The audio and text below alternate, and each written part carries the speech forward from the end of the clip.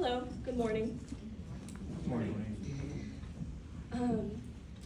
When I decided to format this speech as a letter, I had a few concerns because only a few of you know this, but when I send actual letters to people, they start to lean towards sounding like I'm writing to a husband who's fighting on the front lines of World War II.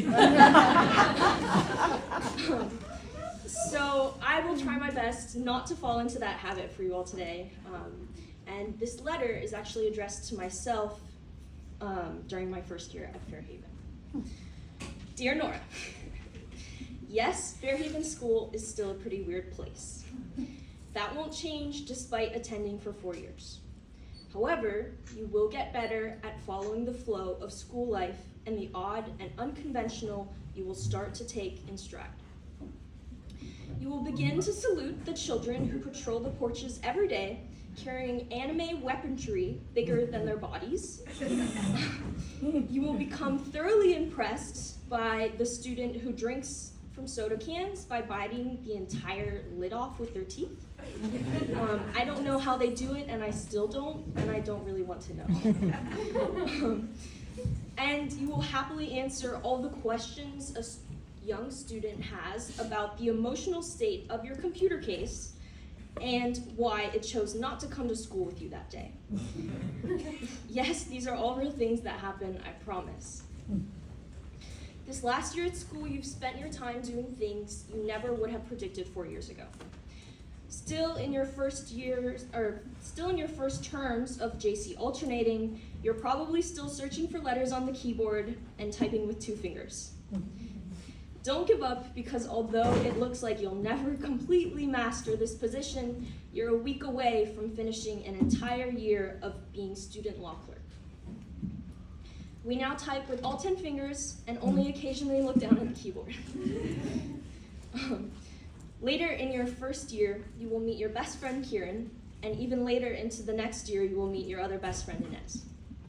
Together, you will cook food, paint play sets, and talk about anything and everything, and by hanging out with them, Fairhaven begins to feel more and more like home. Though we've been separated this past year by work and school, they continue to show up for us. In fact, they're in the audience listening to this letter right now. Also in the audience are Star and Haley, who you couldn't have survived this year without. As I get ready to leave Fairhaven, I hope that I've been able to make school feel more like home for each of them as well. I know we swore off soccer in middle school, so I really hate to break it to you, but we spend hours playing it at school. In a shocking turn of events, Wesley and Haley will team up and guilt trip you into playing soccer with them almost every day. And you won't be able to say no, because if you show up to the field right now, maybe they'll remember that you're on their team later. You can't say it's all been fun and games, but you generally get prouder of the people that play as you get to spend time with them and watch them improve. You're going to miss all of them when you leave, you're certain of it. Attending college has always been the idea, but it's only really been this year that you decided you were ready for it. Unsurprisingly, to my family at least, you don't throw yourself at math workbooks and classic literature while attending Fairhaven, so you confess that you don't have that in your wheelhouse. Instead, you find yourself able to quickly navigate the new environments you encounter,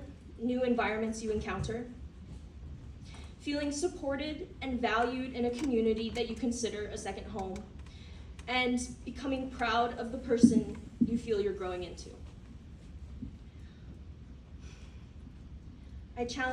With that in mind, I challenge you to live your next 4 years as I have and regret it for even a moment.